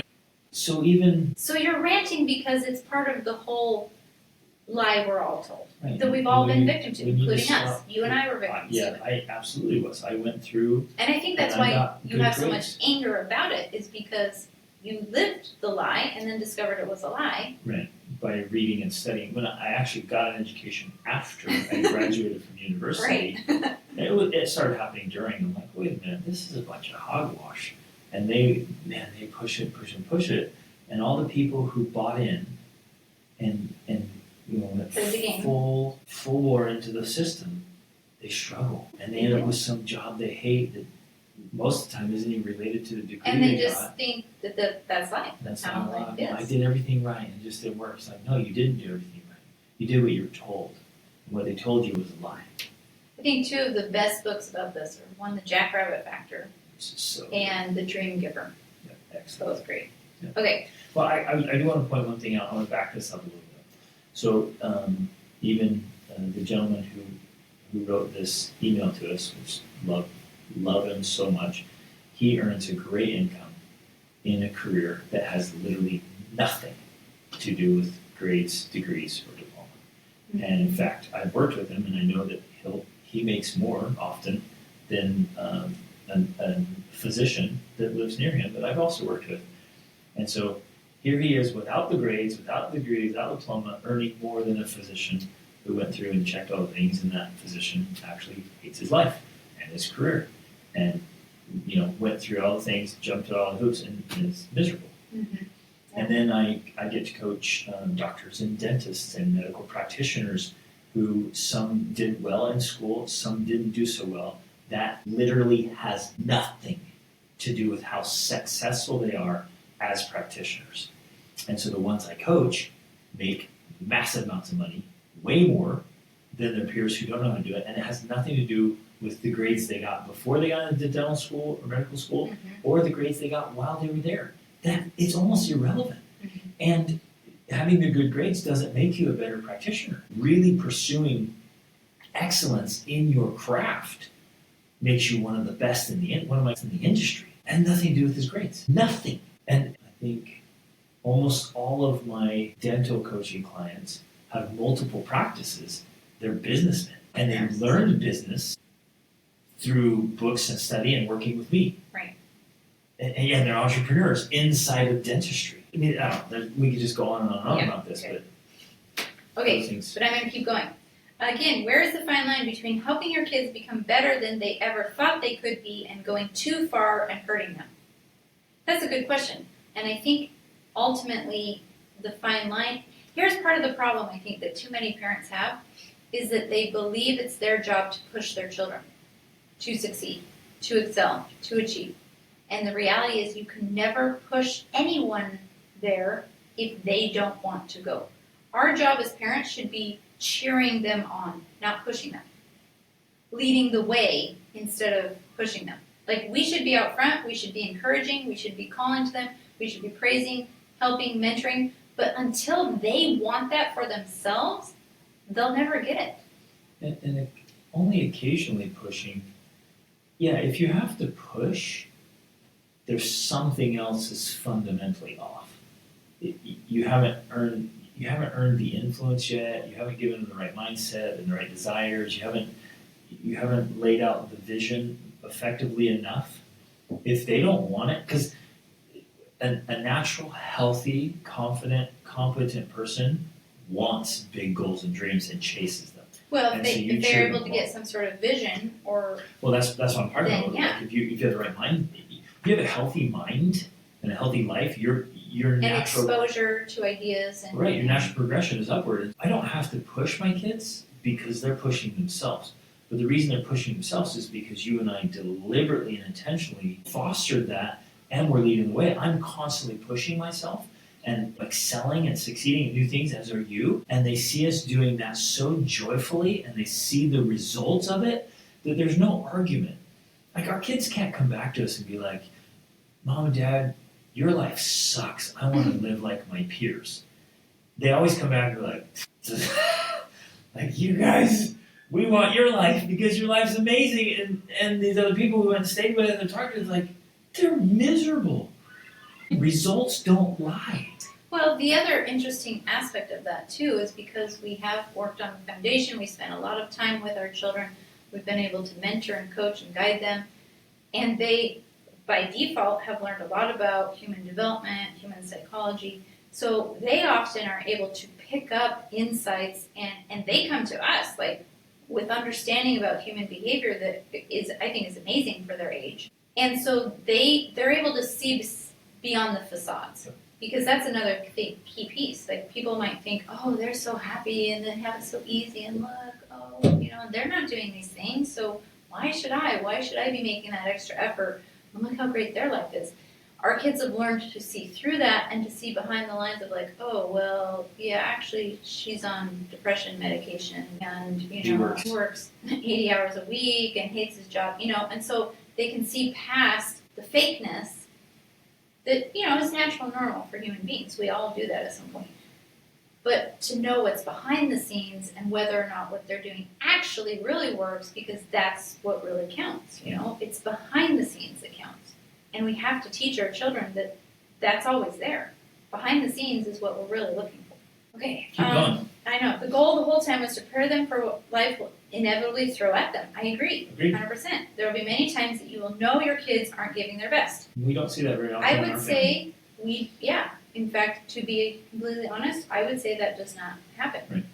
And the reason why that doesn't happen, because I feel whenever my children are doing something, they are giving it their own, doing their best. On their own, without us saying or doing anything. This is why I think that it happens, and that's because we have fostered an environment of self-initiative. Really but it's not even that we teach that. I'm thinking about my 7-year-old. We did early on, and now it's part of the family culture and dynamic. It is a part of the family. Okay, yes, part of our family culture is if we don't really want to do the thing, and when I say that, I mean, there's things that you want, and in order to get them, you have to do things you don't want to do. If we don't really want the thing, then we don't do it. But if we are going to do it because we want it, we're going to do it. It's not like a half-ass effort. Right. So that's definitely a part of the family culture. It's either we're doing it or we're not doing it, but when we do it, we do it, right? That's a part of it. But also, I think because from a young age, and we talked about this 1 or 2 episodes ago, about not controlling children, essentially, we have given our children a lot of autonomy. Like, from the time they're very young, I would say maybe 4, 5, 6, 7, they get to choose when they go to bed. They get to choose when and where they do their studies. They get to choose what they eat. They get to choose when they eat. I mean, there are some boundaries and guidelines. We've talked about that, about the fortress and all of that. They are making decisions every single day. Yeah. They're self-directed. And so when they do something, they do it. And I think it's human nature, unless it's drilled out of, I don't know what the word is, but like if it's beat out of you, it's human nature to just do the best you can. Go at it. Sorry, I just finished that thought. I think often, especially public school, kills that in kids because it makes them do all of these stupid, pointless things that they hate doing, and they do it just to check the box and get it done. And when you live in a world where you just do things just to check the box, you're not going to be giving your best effort because you don't care. Right. So why would you? That's a great point. So you get conditioned. Anytime our kids have to do something that is irrelevant, they just check the box. Conditioned to check the box. So then there's no even incentive to do your best. Why? Right. Because it's so irrelevant. It's so unimportant. Yeah. There's no applicable. There's no connection value. To importance in their life, and that's definitely something we've always done. Like, we've never required them to just check the box. And if we have, we've told them, "I need you to do this just to check the box for XYZ reason," which has been so rare. And we've always pointed out to them, like, hey, this is you and your life. Like, if you try to cut corners here, you're cheating yourself. Yeah, you're the only person you hurt is yourself. And we pointed that out again and again and again as we traveled around the world and interacted with other people. They would notice, like, hey, those guys are trying to cheat the system. They're taking it easy. Who do they hurt? Themselves. Watch the results they get, and they see that, like, oh, that person did it halfway, and what do they get? They get half the results. That's irrelevant. So our kid. We just don't see it in our family. Our kids are like, no, if I'm going to do it, I'm going all the way because I get the results. Yeah. Okay. If they would just turn it loose and give it their all, they would get over the hump, and so much joy, happiness, growth, and self-esteem waits on the other side of the obstacle. Yeah. And I think that there is an important distinction right here, because there are definitely times when our kids have, I think right now, for a 19-year-old, he's remodeling a Defender. He's fixing it up so that he can sell it. The Defender is a vehicle for people that don't know. He's facing obstacles. He's facing challenges. Like, there's hard things. And so my job is just to remind him, like, This is normal. You'll figure it out. Yeah, it sucks. It's frustrating. It's irritating. It's annoying. It costs more than you thought. Like, all these things. But it's normal. This is a normal part of the process. There's nothing wrong. You're doing great. And then of his own accord, he just gets back to work and keeps going. Like, he just keeps moving forward because he's realizing that this is just a part of the process. So yeah, there's definitely going to be obstacles they have to face and humps they have to overcome. And it's a parent's responsibility to teach them how to go through, over, or around obstacles. Yeah, right. And to do it joyfully and to Yeah. do it well.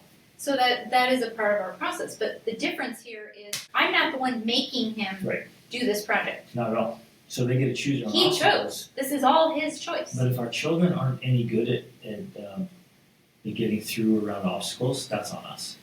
I have to own that. If one of my kids gets to an obstacle and backs away, or just sits down and gives up, that's me. I have failed to teach them how to effectively do that. But I think in many ways just comes back to I keep calling it the math equation now, of just not enough time spent influencing, mentoring that child. Like, I just think.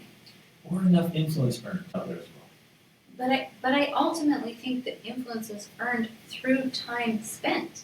Like, you and have examples, to spend. I'm thinking of families that spend tons of time together, but have zero influence because the parents you're don't right. have results. It's not So time they're on like, its own. It's they not spend enough. tons of time together. It's like, I spend all my time with my kids. I'm like, yeah, but you're uninspiring and you're underwhelming, and your kids look at you and like, I don't want anything that you have. Yeah, so you're right. Time alone is insufficient, but the right kind of time and the right mentoring together is winning combination. Okay. I'm sure you guys experience this in coaching, yeah. But for whatever reason, they just won't face the obstacle. Well, in my experience, often if they're not willing to go through the obstacle, just like me or anyone else, they're probably wondering if it's worth it. And that's a normal human experience. If I come up to an obstacle and I realize to myself, it's not worth the reward for me to go through this obstacle, of course I'm going to back away. Now, I don't know, I'm not going to know that about myself until I've had practice doing that, because if I really want the thing, then yeah, I have to be willing to push through the obstacle. But nobody can make me do that. You're not going to force me into that scenario. Right. I'm the one that has to own it, and I'm the one that has to make that decision. The biggest obstacle I see here is parents wanting things for their kids. Like, the parent wants them to be in a certain career, or want them to pursue, I want my child to be a concert pianist or a violinist or a singer or an athlete.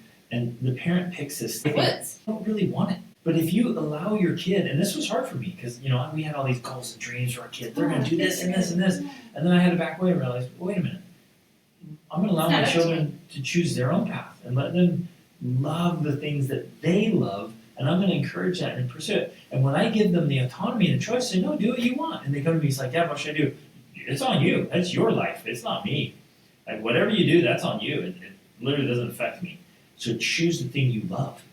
And so then they'll go through any obstacle because they chose it and they want it, instead of, son, you need to be the best football player out there because football is life. Or, whatever. Like, there's all these things. And again, parents are trying to live their own failures vicariously through their kids and pushing them so hard, and the kid pushes back. Because there's no intrinsic motivation. And then I remember, I think it's in one of Ryan Holiday's books where he talks about Tiger Woods, and ultimately that was just a disaster. He was from a very young age, at least 4, coached and mentored by his dad to be the best golfer out there, and he was. But at a huge cost. He had a horrible relationship with his father. And his wife. And his wife. He was cheating. He was doing all these horrible things. He basically ruined his life. His personal life was an absolute train. Yeah. And that's what we're talking about. If you focus on these outward successes, there's a cost. And most often that cost is the mental and emotional well-being of the person. And so for me, that's what I'm after. I want the mental and emotional well-being of my child above all else. And that's what my actions and behaviors show. That's what I prioritize. And I think that's where we started as parents ourselves. You look at examples like that, where he was, at one point, was one of the best and wealthiest golfers on the planet, but his personal life was an absolute train wreck. We saw him say, what do we want more for our kids? We want them to have a wonderful, genuinely happy, healthy life, or to be the best at something. Right. And we're like, no, we want the life. And guess what? When you get that foundation first, the career and the wealth come. It comes built on top of a healthy lifestyle. Yeah, absolutely. Right. Okay, but I think this ties in. At a certain point, your encouragement becomes like criticism and becomes as criticism and seems to stand as a reminder to them of the things they didn't accomplish. Well, this can be true, especially if you're trying to help them accomplish the thing you want for them rather than they're trying to accomplish the thing they want. Yes, and right here, if I was coaching, I'd be like, well, that's a matter of tact and diplomacy and approach and mentoring. Like, the way I approach with my kids, it's never going to come across as criticism.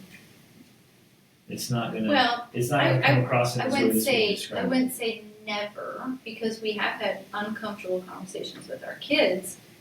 That kind of kick in the teeth by truth. Yeah, that's just that's mentoring and coaching and calling them out. Like, hey, well, you're not doing the thing, so you're not getting the result. There it is. Right. And that's okay. If you don't want this, if you want the results you're getting, okay. Great. But if you want different results, you got to do things differently. Yeah. I'm never going to go to them, hey, do your work, do your practices. Why aren't you doing your push-ups? Yeah. Why aren't you doing your drills? I'm not doing that. That is criticizing. And I think that is a good point. Very much the approach we take of like, you choose. If you want this outcome, this is what you're going to have to do. If you don't want that, great. Okay, don't do it. And so we leave it to them, and so they're the one that then decides, and then they're the one that commits. And that's where the power comes from. I can say grades don't matter, but if they want to be a doctor or a lawyer, unfortunately grades are going to matter and matter a lot. True, but that's missing the point. 5 careers. We keep using those 5 careers. So we have millions of people that keep jumping the hoops, and we keep referencing 5 careers. If they want to be one of those 5, they have to do it. And so they all jump through the hoops, and they don't become one of those 5 things. Exactly. So they're like, wait a minute. If your child says, yes, for sure, 100%, I want to be one of these careers that requires a full degree. Yeah. Okay, then go. But we keep sending everybody, millions of people through the hoops. And they want to be one of these 5 careers. Like, stop. Right. If your child hasn't specifically said, I want to be one of these things, then why are you? Then we don't have to worry about that. But he says, I have to prepare them for that. I have to teach them to have a habit of excellence at all they do, because we don't know in the end what we're really preparing them for. In some ways, I disagree, because, yes, you're right, we don't know what we're really preparing them for. But we do know, at least I know for sure, I'm preparing them to fulfill their life mission. Yeah. And the best way they're going to fulfill their life mission is if they're whole, healthy, intuitive, self-aware, confident, and capable. Those skills will work anywhere. Yeah. If you focus on developing those skills, they will be applicable to any career path they choose. And I would add, helping them learn how to learn. That's probably the most important skill. Is you can figure out anything if you know how to learn. Right. You don't have to have all the information. If you know how to solve problems. Yeah, you got to figure out how to learn how to solve problems. Right. Then you're ready. But we send them down this path, learning all these arbitrary things. Just in case. Just in case you're like, no, well that doesn't play out. Especially because it's actually being counterproductive to the things we're talking about here. Yep. It's counterproductive to them developing self-awareness and self-initiative. Because if you're trying to teach them to have that skill, but at the same time you're saying, do X, Y, Z, A, B, C, D, E, F, G, L, M, N, O, P, Q, R, S, because we said so, because you might want to be a doctor someday, because you have to do it because it matters, we're not teaching them to listen to themselves. We're teaching them to listen to everyone else and everyone else's outside opinion. It's completely counterintuitive. It's completely counterproductive to what we say we're trying to achieve. But the other thing here, too, is I have to teach them to have a habit of excellence. Yes or no? When our children are small and young, I'm not teaching them to have a habit of excellence. I'm teaching them to try a lot of things. I'm teaching them to make a mistake. The more mistakes they make, the better. That's how we learn, is by making mistakes. And so if we teach them this idea that, I can't make any mistakes, I have to be excellent in everything I do, we actually limit their growth and development because they're afraid. And the fear leads to perfectionism. Yeah. And perfectionism is just fear. Exactly. And I want everyone to listen very, very carefully here. If you have perfectionistic tendencies, or your child has perfectionistic tendencies, it's because you have instilled this fear in them that they have to do everything with excellence, especially things that don't even matter. And so then you or your child is living in fear, and ultimately fear of what? Fear of being judged, fear of being rejected, fear of your own inadequacies and insecurities, fear of somebody saying, you got a bad grade. So you're rejected, whatever, on usually silly, stupid stuff. Right, And we're going around living our lives in fear, and so it looks like we're pursuing excellence, but really all we're doing is trying to hide our fears and insecurities. And our mistakes. And so, and this seems counterintuitive because we're like, yeah, we like excellence. We want to do things well. We want to be all in.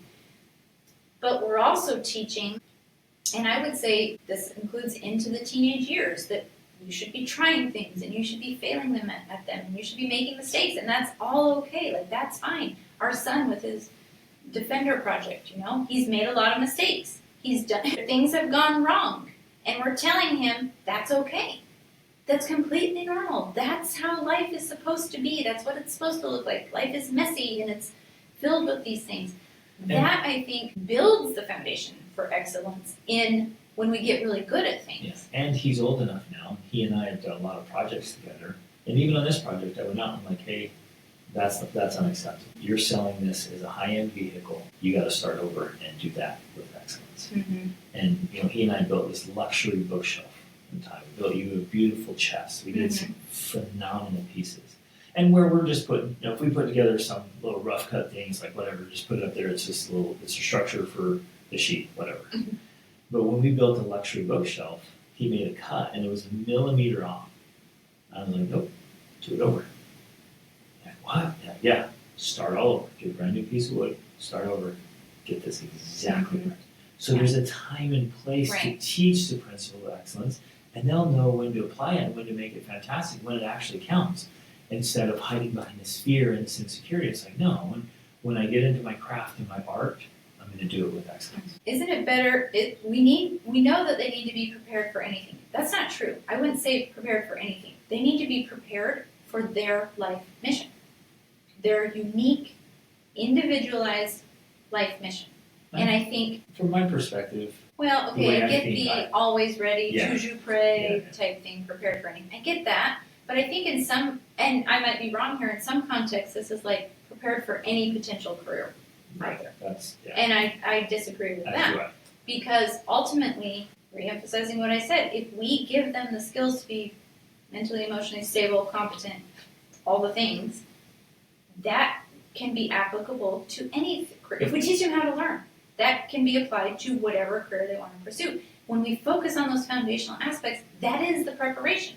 They don't have to have the grades and have taken anatomy 202 or what, they don't have to have all that just in case. We give them the foundational skills so that they are prepared to decide, to be led and guided, and then to do what's necessary to make it real. Okay, isn't that better than letting them fail? No, letting them fail, especially when they're young. And we talk so much about this, but I feel like it's not being fully grasped. The more often your children and teens fail while they are young, the better off they will be. As long as you're teaching them and they're not perpetually failing at the same thing. They shouldn't be repeating the same failures. They're failing and learning from them. Yes, failing and learning. But I think too many young adults launch into life and it's like the first time they've had the opportunity to fail at anything. They miss that. They get hungry. They slept through it. They missed the opportunity. Yeah. But that's a good opportunity. I want them to have. Well, let them sleep through it. Yeah. That was their choice. They stayed up late. They slept their alarm. Let them miss the epic trip because they slept it. Isn't it better than letting them fail and then finding out down the road that they would like the option of becoming something that requires entrance into a higher level school, but now they don't have the grades to get in? That's not a problem in my mind. If down the road my son slacked off when he had the chance and then wanted to get into a college, that's a fantastic learning opportunity. That's a huge learning opportunity. And yes, maybe he'll miss out. Maybe he'll never be able to go to Harvard because of that. But he will have learned a very valuable lesson that will stay with him for the rest of his life. That to me is, I don't even know how to say it, that is where the real power of learning comes from. And that's a huge example. Yeah. It's a big that I think can be learned way earlier on. If They're done strategically, you slacked off, you missed this opportunity. Like, hey, this gets even bigger too. So you wouldn't want to slack off if you want to keep these opportunities open to you. Right. It's all of this is still, and again, we keep using Harvard and Ivy League schools. It's like that's 1% of the population goes to those schools. Like, And now they're woke, Well, so most of them are just going to the regular community colleges or colleges. And we keep saying, if you don't get good grades, you can't get in. That's bogus. yeah, Like, practically that's any. just, but even like these big universities now are letting you in. Well, yes. So another that powerful learning lesson he might have is the other option is, oh, they don't let you in.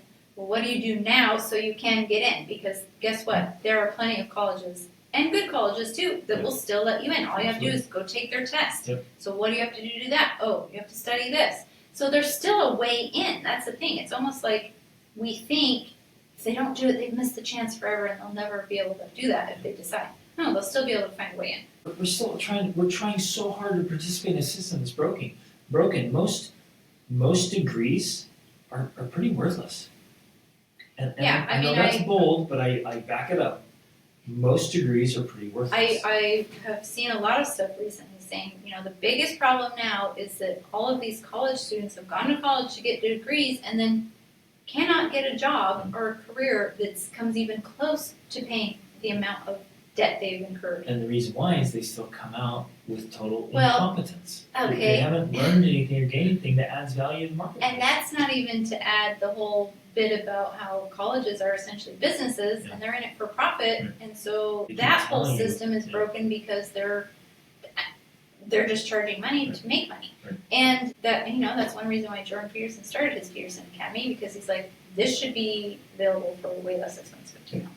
Okay. There's some other good things here we have to get to. I know this is long, but there's some great stuff here. That's great.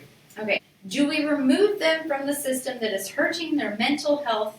Yes. Yes. Or do we teach them to thrive in whatever system they are in? You can't thrive in whatever system. No, you can't. Yeah. In That's fact, true it's for totally you. Neurotic. That's true for me. We could not thrive in any system. We have created intentionally the systems that make us thrive. If you I want to re-emphasize that for a second, because I don't think people realize that.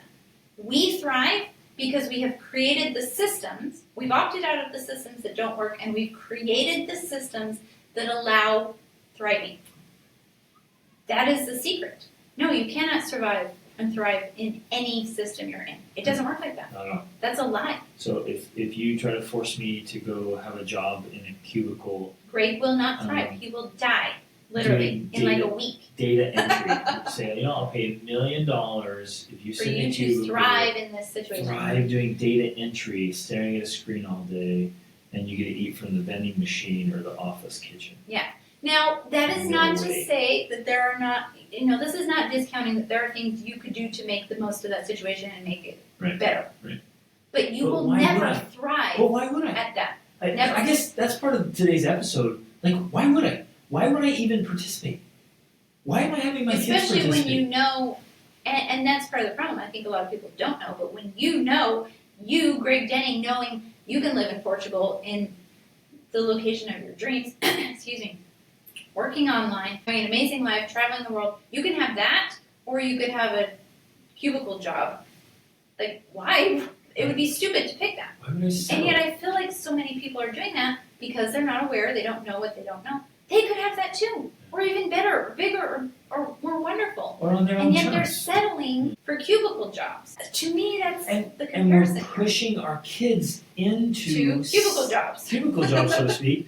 We're pushing them into systems. We're literally leading them to an educational and career path that's already extinct. I want this to hit home hard. So if you have young And at adults, the very least, it's soul crushing. yeah.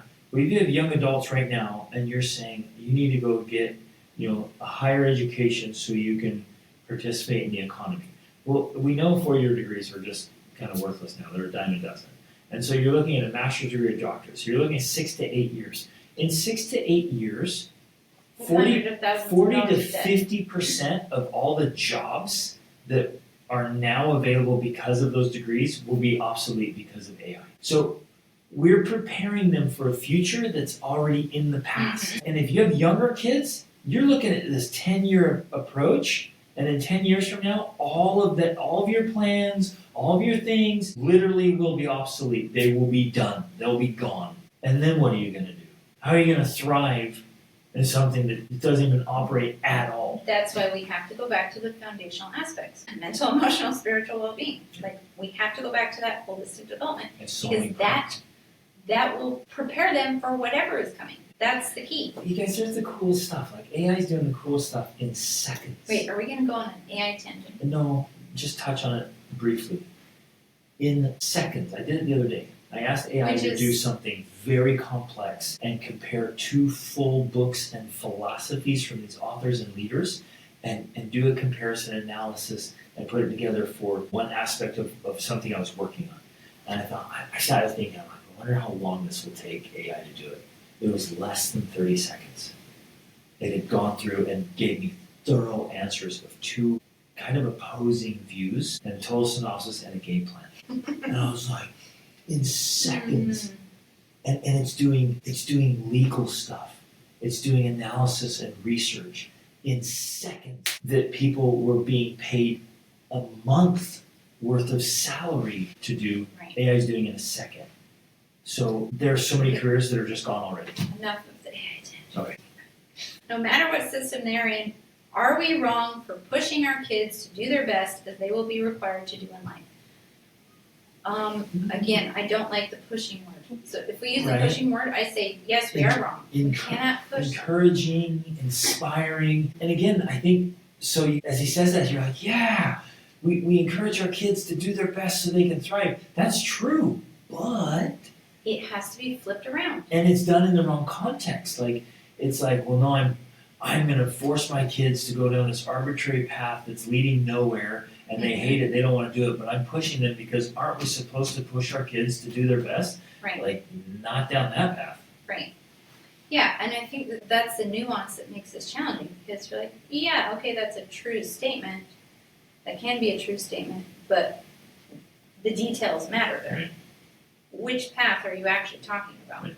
You're talking about, it's like the Buddha and the twofold path. Like, if you're going down the right path, yes. If you're on the wrong path, no. And then, are we inspiring and leading and encouraging, or are we pushing? Anytime we push someone, what's going to happen? Yeah, that's why I don't like pushing. They push back. Pushing doesn't work. Exactly. You get into, like, Push match. And so you're like, why is it so hard for my kids? It's because you're pushing them. That's why. Yeah. And if you try to pull them, what are they going to do? They're going to pull back. So you're creating the battle. Let that sink in, parents. You are creating the battle. Mm-hmm. It's true. Life is so much more fulfilling and enjoyable when you are prepared. True. Isn't preparing our kids the job of a parent? Yes. It is very difficult to find the balance between teaching them to overcome their struggles or to just remove them from them. No, it's not. Well, and I get his point, because in some ways, I think when we're talking about their well-being and blah, blah, blah, it sounds like gentle parenting and like remove struggles from their life and they shouldn't have to do hard things. Be clear, and hopefully we are already. We're not teaching that. We're not saying that. Children need to have struggles. And do hard things. They need to do hard things. But I think the best way that I can explain this comes from an example in clinical psychology. Anytime a person who is forced to do something, let me rephrase this.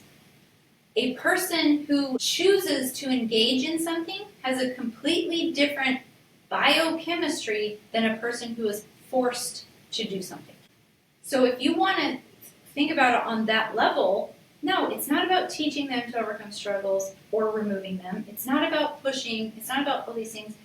You are getting down to this core element here of helping your children choose to engage in the challenges of life.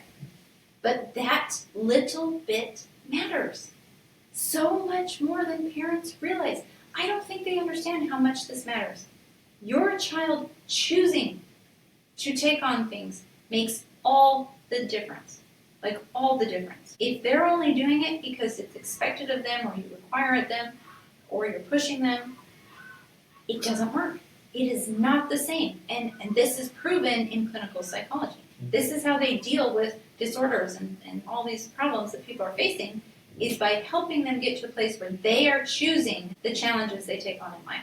Well, and they get them to choose to face the very thing they're most afraid of. Yeah. So if you have Especially a phobia that. or fear, the thing that you really struggle with, it's your big limiting factor. You have to choose to face that thing, to walk right up and stare it in the face and overcome it. And so as long as they're not making the choice, or they're only making the choice that they think you want them to make, well, then yeah, it's going to be a difficult job for you. Because you're going to have to be pushing and prodding them the whole way to do the things they have to be doing because they never really opted in the first place. Yep, especially if there's no relevance.